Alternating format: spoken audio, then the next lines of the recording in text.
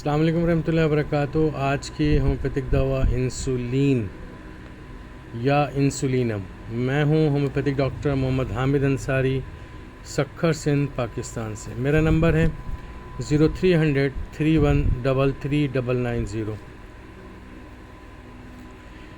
Insulin یا انسولینم اس دوا کے پروور ہیں یا جنہوں نے اس دوا کے اوپر کام کیا، کلینکل کام کیا، وہ ہیں ڈاکٹر WMF بکر۔ دوا کا میازم ہے سورا، کنگڈم سارکوڈ، ہارمونل میڈیسن بھی کہتے ہیں اس کو، کولڈ تھرمل ہے اور ڈائتھیسس اس کا ٹیوبرکلر ہے۔ انسولینم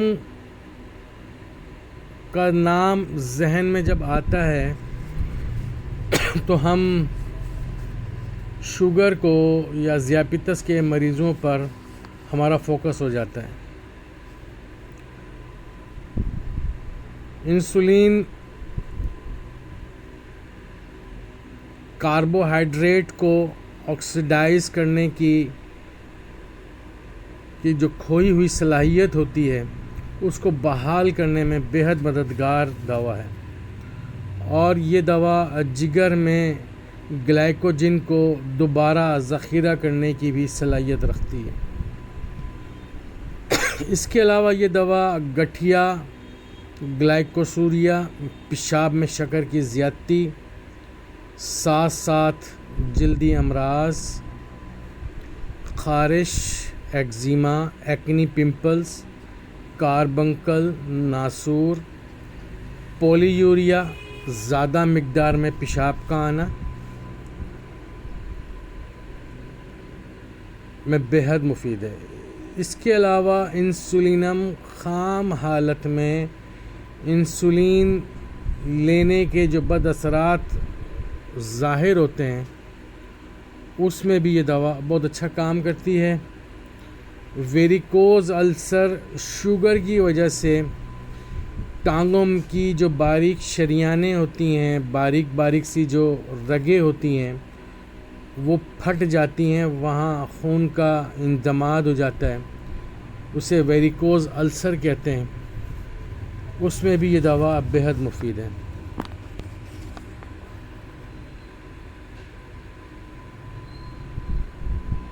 انسولینم ہومیوپیتھی میں اپنی کلینکل پریکٹس میں اپنی اصل جو اس کی شکل ہے، اپنی اصل جو قدر و قیمت ہے وہ کھو چکی ہے۔ ہم نے اس دوا کو صرف شوگر کو کنٹرول کرنے کے لیے سمجھ لیا ہے۔ اب چاہے شوگر کنٹرول ہو یا نہ ہو، ہم نے اس دوا کو مریضوں کی شوگر کے یا ذیابیطس کے مریضوں کو دینا ہی دینا سمجھ لیا ہے۔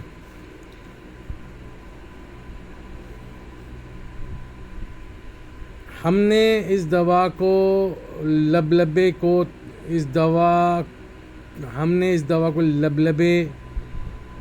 تقویت دینے والی، شوگر کے میٹابولزم کو کنٹرول کرنے والی دوا سمجھ لیا ہے،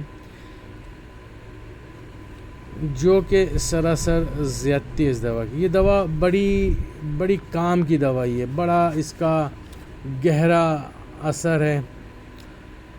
عمومی طور پر یہ دوا زیادہ تر 30 طاقت میں بہت اچھا رزلٹ دیتی ہے۔ کچھ کیسز میں علامات کی بنیاد پر ہم اسے اونچی طاقتوں میں بھی استعمال کرتے ہیں۔ انسولینم زیادہ تر ایسے ذیابیطس کے کیسز میں مفید ہے جن کا جگر بڑھ گیا ہو، فیٹی لیور چینج ہو گیا ہو، ان کی شوگر مسلسل ایک سطح پہ نہ رہ رہی ہو، کبھی اوپر کبھی نیچے، کبھی کم کبھی زیادہ، اس طرح کی ان کے اندر پیچیدگیاں پیدا ہو رہی ہوں، شوگر کنٹرول نہ ہو رہی ہو، ان کی اپ اینڈ ڈاؤن شوگر چل رہی ہو، اس میں یہ دوا بہت اچھا کام کرتی ہے۔ اس کے علاوہ یہ دوا پرانے پیچیدہ اسہال جو جگر کی خرابی کی وجہ سے اگر پیدا ہوں تو اس میں بھی یہ دوا بہت اچھا کام کرتی ہے۔ پیچیدہ قسم کے جگر کے انفیکشن یا خرابی میں سے ہونے والے شوگر کی وجہ ساتھ میں شوگر ہو تو بیڈ سور ہو جائیں، زخم ہو جائیں، جسم پر چھالے پڑنے لگ جائیں، بدگوشت ہو، اس میں دوا بہت مفید ہے۔ اس کے علاوہ یہ دوا ہیپوپائن HYPOPYON اس میں بھی دوا مفید ہے۔ اس مرض میں آنکھ کا جو سفید حصہ ہوتا ہے، آنکھ کے سامنے جو پتلی کے جو نیچے جو ہے وہ ایک سفید سفید خون کے جو ذرات ہوتے ہیں وہ جمع ہو جاتے ہیں مائع کی شکل میں، یہ اس کی بھی بہترین دوا ہے۔ کرونک IBS میں بھی یہ دوا بہت اچھا کام کرتی ہے۔ اریٹیبل باؤل سنڈروم میں یہ دوا بہت اچھا کام کرتی ہے، اور یہ آنتوں کے نظام کو، ہاضمک نظام کو بہت اچھا کرتی ہے۔ کمزور ناتواں بچوں کے پرانے کان کا بہنا، کرونک اوتوریا میں یہ دوا بہت اچھا کام کرتی ہے۔ اس کے علاوہ میسٹوڈائٹس یعنی کہ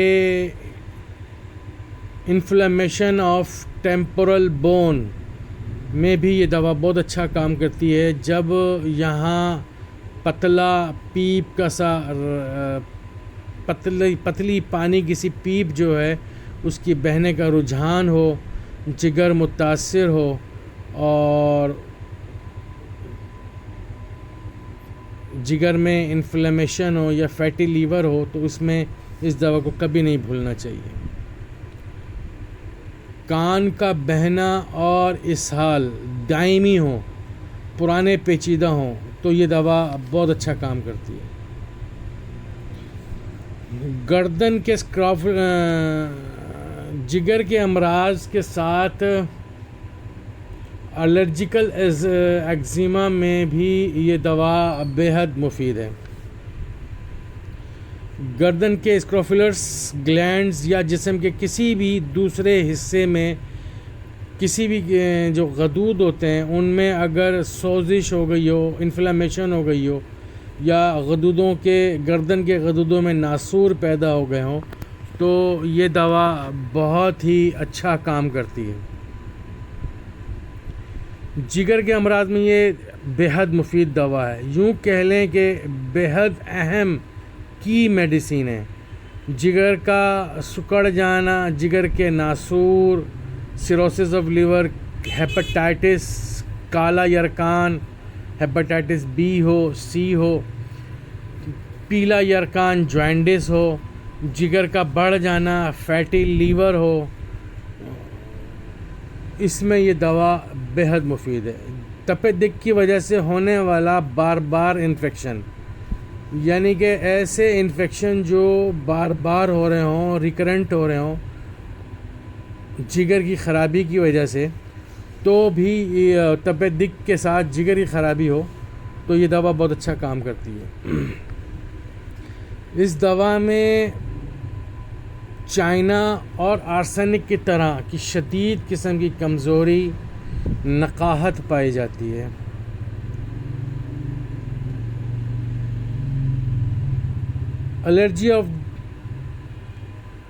Allergies are one of the main area of intestine, especially with low immune system and lack of reaction of indicated remedies.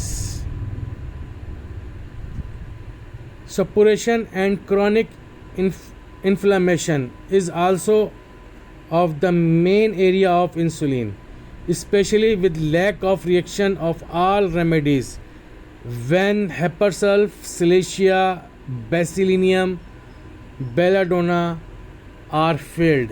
ایسے جلدی امراض جو بار بار ہو رہے ہوں، چاہے وہ الرجیکل ایگزیما ہو یا آرٹیکیریا ہو، ایچنگ ہو، انفلیمیشن آف اسکن ہو، جو بار بار ریپیٹ ہو رہی ہو اور آپ کی اچھی سلیکٹڈ ریمیڈیز بھی فیل ہو جائیں تو انسولین کو کبھی نہیں بھولنا چاہیے۔ کرونک اوتوریا، شدید پرانا جو کان کا بہنا ہے، کہ مریض عمومی طور پر جو ہومیوپیتھک کا پروٹوکول ہے کان بہنے کے مرض میں علاج کا، وہ مریض پورا نہ دے رہا ہو اور آپ دوائیاں دے دے کے تھک گئے ہوں، یا مریض علاج کرا کے تھک گیا ہو، ایک ڈاکٹر سے دوسرا، دوسرے سے تیسرا، اور پھر واپس آپ کے پاس آ جائے، تو انسولین کو کبھی نہیں بھولنا چاہیے، بہت ہی اچھا رزلٹ ملتا ہے۔ ڈیورنگ پروونگ ہمیں جو انسولین کی علامات ملی ہیں وہ چیدہ علامات آپ کے سامنے شیئر کر دیتا ہوں۔ بھوک لگنے پر مریض کو چکر آنا، مریض کا مزاج چڑچڑا ہو جانا یا غسیلا ہو جانا، مریض کے بالوں کا گرنا، قبض کی وجہ سے شدید سر درد،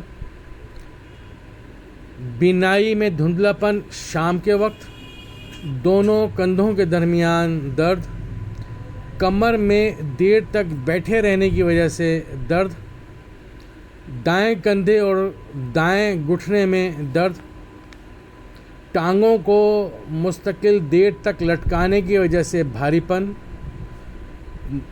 انسولین کے مریض کے تلووں میں جلن سلفر کی طرح، پخانہ کرنے کے بعد مریض کو شدید کمزوری نقاہت ہونا، دن 11 بجے سردی کا احساس۔ یہ وہ اہم چیدہ علامات ہیں انسولین کی یا انسولینم کی جو ہمیں کلینکل پریکٹس میں بے حد مددگار ہیں۔ اللہ تعالیٰ ہم سب کا حامی و ناصر ہو۔ میں ہوں ہومیوپیتھک ڈاکٹر محمد حامد انصاری، سکھر سندھ، پاکستان سے۔ میرا نمبر ہے 0300 3133 990۔